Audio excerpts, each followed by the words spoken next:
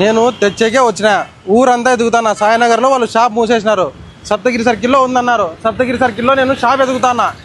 నీకు హక్కి పిక్కి రాయలు వెనీలే ఇంటీరియర్స్లోనే తెస్తా. ఊరంతా ఎదిగానే తెస్తా. నేను వచ్చేలోపు నువ్వు చికెన్ వండి పెట్టు.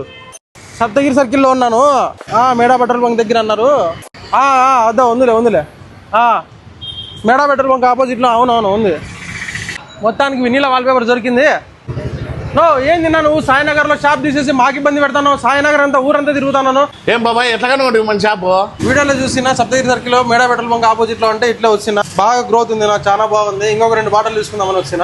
బాబా మనలాంటి వాళ్ళ కోసమే ఇప్పుడు కొత్త షోరూమ్ లో ఆఫర్ కూడా పెట్టాము. 1 కొంటే 1 రేటు, 2 కొంటే భారీ తక్కువ రేటుతో అద్భుతమైన రిజల్ట్స్ తో GST బిల్ తో కూడా ఇస్తున్నాము. ఇంత బాగా సక్సెస్ చేసిన అనంతపూర్ ప్రజలకే కాకుండా ఆంధ్రప్రదేశ్ రాష్ట్ర ప్రజలందరికీ నా ప్రత్యేక ధన్యవాదాలు తెలుపుకుంటున్నాను.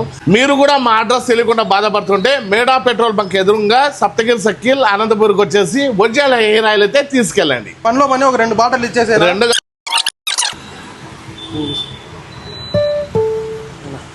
Okay thank you Baba.